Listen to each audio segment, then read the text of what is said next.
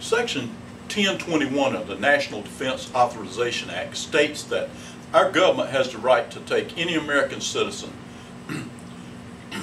and charge him with terrorism with no evidence. And they have the right to take that American citizen, lock him up indefinitely with no right to trial, no due process, which is against our 5th and 14th Amendment. Now, President Obama said that was just put in there. We didn't have to worry about him using it against us.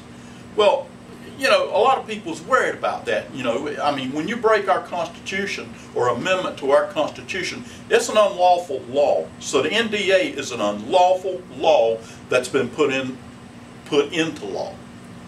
Well, Pulitzer Prize winner Chris Hedges, he brought a lawsuit against the administration. He took it to court and he won.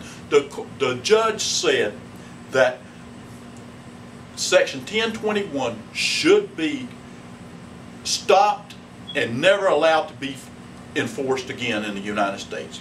Well, Obama said that's unconstitutional for a judge to tell him what he can do. So he had another judge to overrule the previous judge's judgment and put the Section 1021 back into the National Defense Authorization Act, which means that anybody they declare terrorist can be locked up with no trial, no rights, or anything else. Now, who is the administration saying are terrorists? Veterans, gun owners, Christians, Americans. We're terrorists now. So under this law, we can be locked up, or anybody in your family can be locked up at any time. Well, you know, I worry about things like that, and I also worry about the fact that our government just bought almost 2 million rounds, or over a billion rounds of hollow point bullets.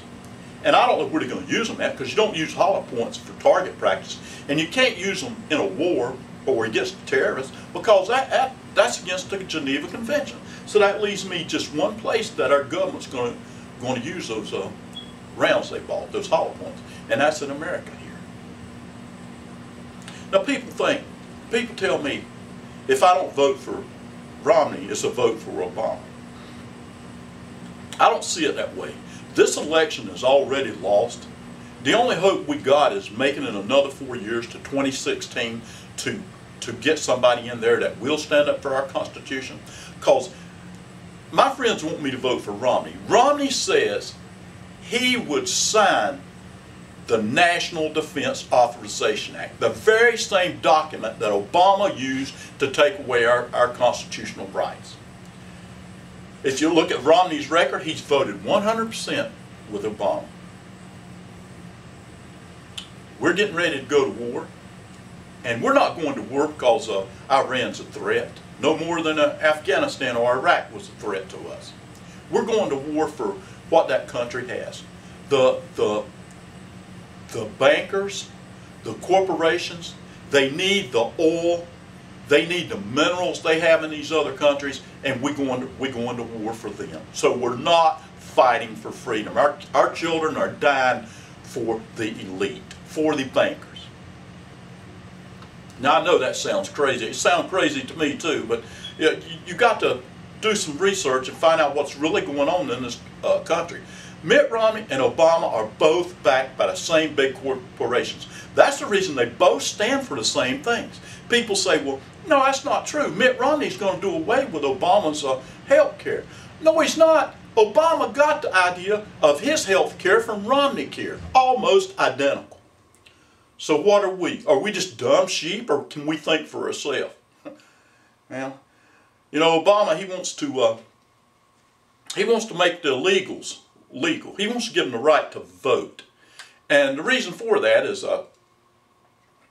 he knows if he gives the illegals the right to vote. See, they don't have a lot coming into this country. And if he gives them the right to vote, they're going to vote for him, because he wants to take things away from us Americans that have a little something, and I don't have a lot, you know, but even if I did, I'd still be against it. He wants to take what we have, Americans, and spread it around. It's fascism. Well, these Mexicans, they come into the United States with no birth certificate, no identity, and they get 4 or 5 different licenses with different names on it. So they can take these licenses and they can go to work and get a job. They can take another name and they can go get help at DDS. So they're living good here in America, while we Americans suffer. Our country has been destroyed by design. Our jobs just didn't happen to go to China because the wages was lower over there. It was planned. The more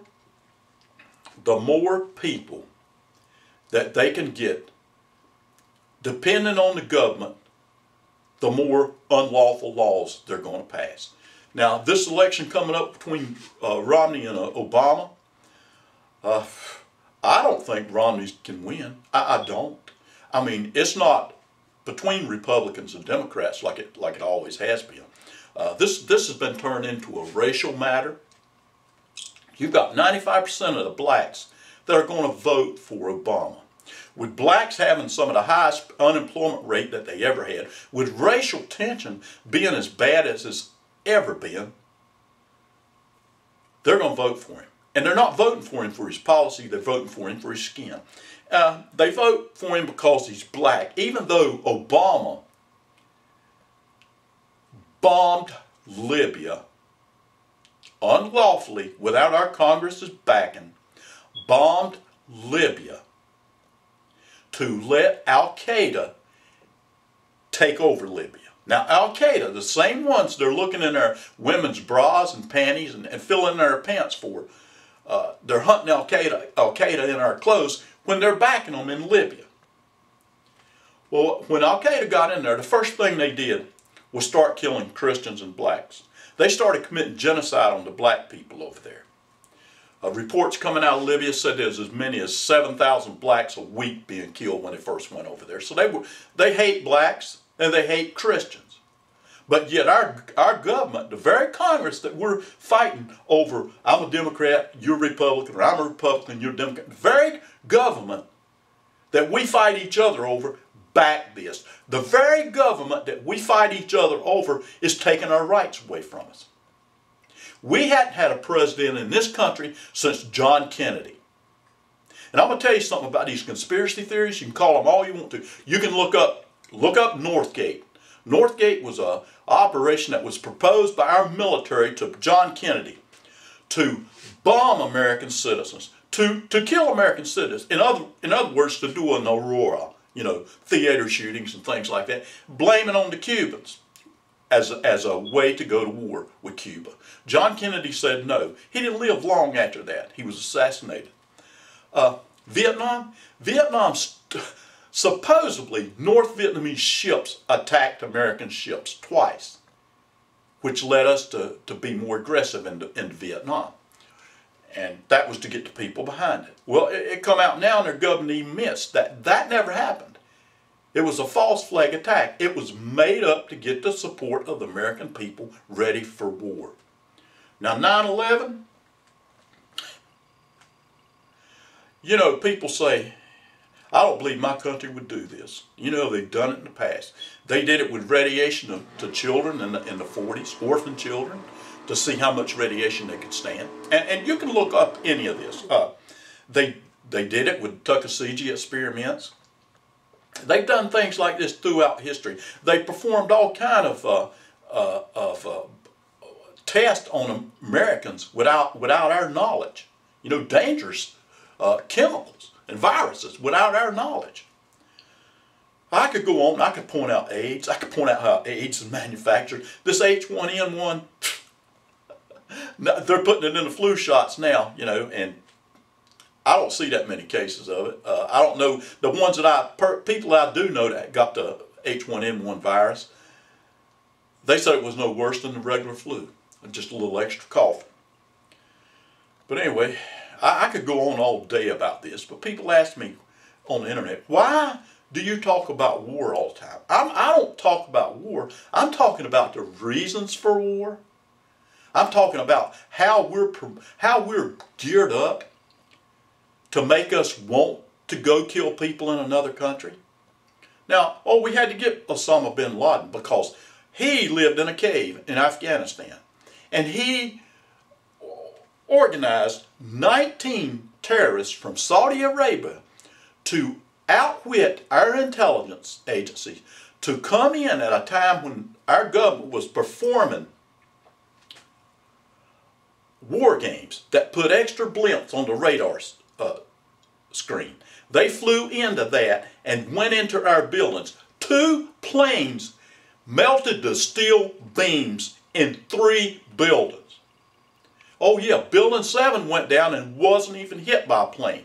And it didn't explode. It didn't fall like you hit it with a wrecking ball or like something went into it. They imploded. They imploded by design. The same way our country is imploding by design. The missile, the rocket the plane that hit the Pentagon, I saw those pictures right after it happened. There was very little wreckage there. The plane evaporated. Even the steel engine just turned into a mist and evaporated away. And I'm supposed to believe that. But yet I'm supposed to believe that out of all this, out of 3 buildings imploding and the Pentagon plane evaporating, that they were able to find passports of the people who committed 9/11. Now, I don't care if people hate me for what I believe, because I thought like everybody else at one time, but I have grown a little more aware of what's going on in this country. And until we wake up, if we don't wake up, if we don't get a third party in this country, if we don't get someone that stands up for our constitutional rights, someone that wants to stop overthrowing every other country in the world for the bankers, for the corporations, we'll stop to exist as a nation. We've only been around a couple hundred years anyway. I mean, we're still learning at this. And people at my age and younger than me, you've had it too good. You've never been invaded. You've never had war in your homeland. And you're asleep.